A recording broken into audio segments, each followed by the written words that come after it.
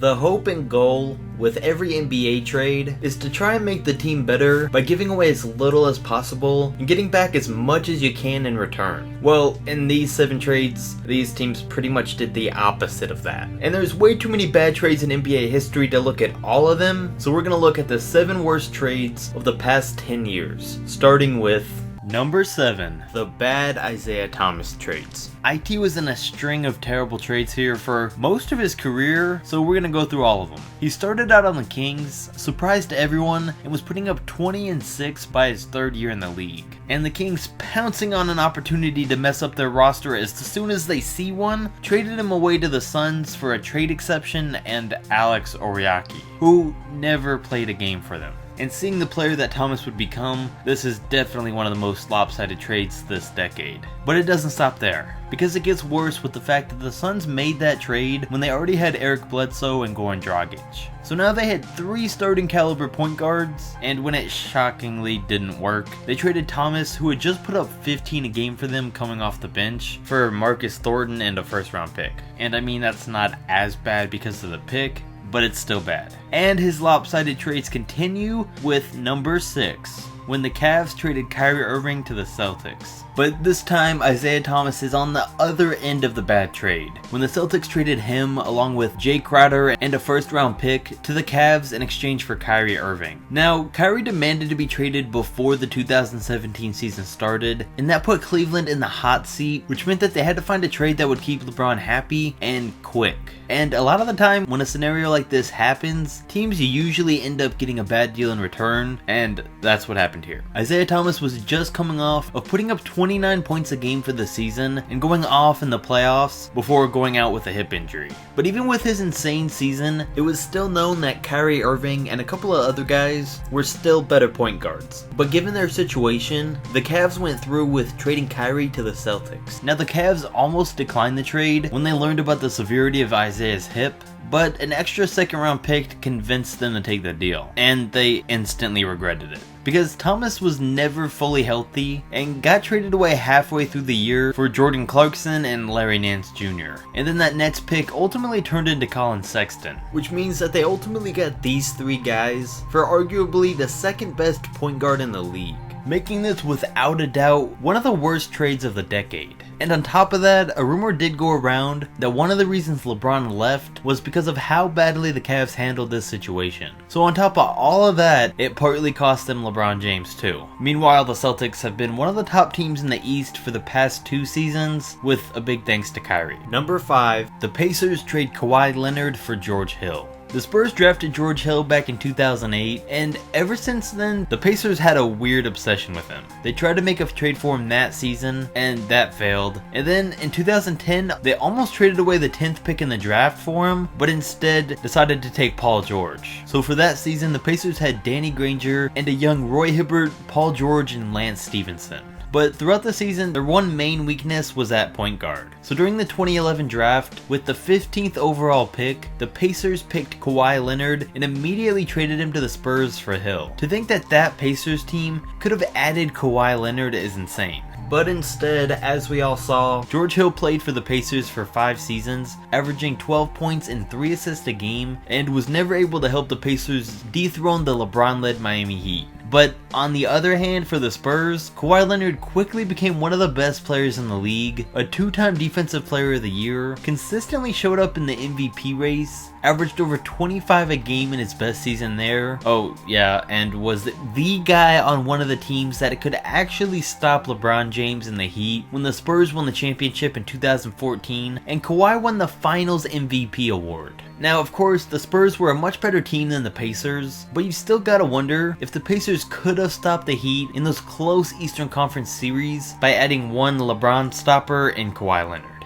Number 4, James Harden gets traded to the Rockets. We all remember the days where Kevin Durant, Russell Westbrook, Serge Ibaka, and James Harden were all on the same team. And most of us also know that the reason it blew up was because of money, with James Harden saying that he definitely would have stayed if the money was right. Russ and KD had gotten their big contracts in 2011, Serge Ibaka signed a 4-year, $48 million deal in 2012, and then that left James Harden, who wanted a 4-year, $60 million contract, but OKC said they were only willing to give him $55 million. because if they would have given him any more, they would have gone over the luxury tax limit. And giving him that extra $5 million would have cost them $15 million in taxes the next season. And that wasn't something they were willing to do, because I'm sure that they didn't think he'd turn out to be a future league MVP. And this is where the Houston Rockets come in, who got Harden in return for Kevin Martin, who played on the Thunder for one season, Jeremy Lamb, who averaged 7 points a game for OKC, and the pick that would become Steven Adams, which has ended up by far being the best part of that deal. Now for Harden, it's clear that it was better that he was traded, and OKC didn't really have much of a choice. But for what they did end up getting in return, for the man who's the reigning MVP, still makes this one of the most lopsided trades in league history.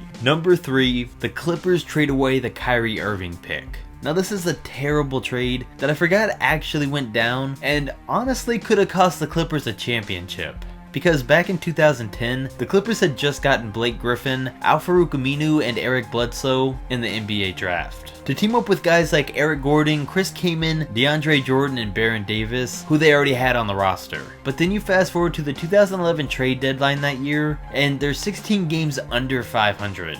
And then they go and think that it's a good idea to trade their unprotected first round pick for Jamario Moon and Mo Williams. Well, it was a terrible idea, because those guys barely made any difference on the team, and the Clippers ended up finishing with the 7th worst record in the league, and clutching the first overall pick in the draft, which because of that trade went to Cleveland, who picked KYRIE Irving. Now if the Clippers would have kept that pick, they wouldn't have felt the need to correct their mistake and trade Gordon, Kaman, and Aminu for Chris Paul. They could have teamed KYRIE up with Blake and kept those 3 guys to trade for another star. But instead, they just had to have Mo Williams and Jamario Moon. Number 2, the Nets lose out on Damian Lillard. In the 2011 lockout season, the Nets had Brook Lopez and Darren Williams leading their team, but they were trying to go from a bad team to a playoff team. So at the trade deadline, they were planning a big offer for Dwight Howard, but he unexpectedly committed to staying with the Magic for the season. So since they couldn't get him, they started looking around the league for other additions they could make to the roster. And the best thing they found was Gerald Wallace from the Blazers. Now Portland at the time had a lot of veteran players that they were trying to get rid of for any future assets they could get. So the Nets, who were 15 and 29 at the time, traded Mehmet Okur, Sean Williams, and their 2012 first round pick for Gerald Wallace. Now they didn't mind giving up the pick because it was top 3 protected, and they thought it was a weak draft class outside of Anthony Davis, Michael Kidd-Gilchrist, and Thomas Robinson. Even though Damian Lillard, Bradley Beal, and Andre Drummond went top 10. Great scouting, Brooklyn. So the Nets finished with the 6th worst record in the league, and the Blazers used that pick to pick up Damian Lillard, who's become a 27 point per game scorer and a top 5 point guard in the league. But instead, the Nets were happy with Gerald Wallace, who they offered a 4-year, $40 million extension after the season, along with a max $100 million deal to Darren Williams right before his game started declining. And if all of this wasn't enough, it was nothing compared to what they do next in 2013. Number 1, when the Nets traded for KG, Jason Terry, and Paul Pierce. Now if that last one wasn't painful enough for Nets fans, get ready. Because as a lot of us know, this one isn't just one of the worst trades of the decade, it'll always be remembered as flat out being one of the most blatant worst trades of all time.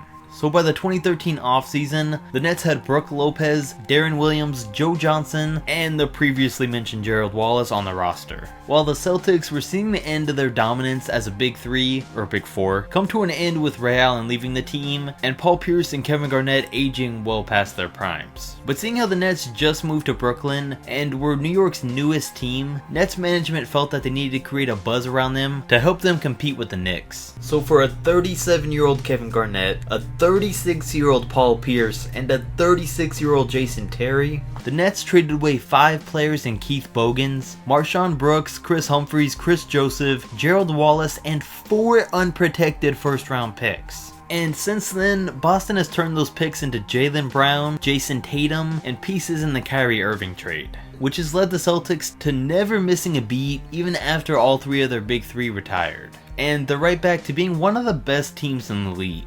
Meanwhile, the Nets' Big Five, shockingly, didn't work out. And Paul Pierce only played on the team for 1 year, and Garnett only did for 2. And the furthest all of that got them was a single win in the second round against the Heat. And they're still feeling the effects of this today, and they will be for many years to come. They haven't won more than 28 games in a season since 2015, and while they currently do have some solid young players finally, they're still one of the worst teams in the league. Now, if you enjoyed the video, definitely comment and let me know, and comment which trade you think was the worst, or any terrible trades that I might have missed out on. Don't forget to like, subscribe, and I'll catch you next video.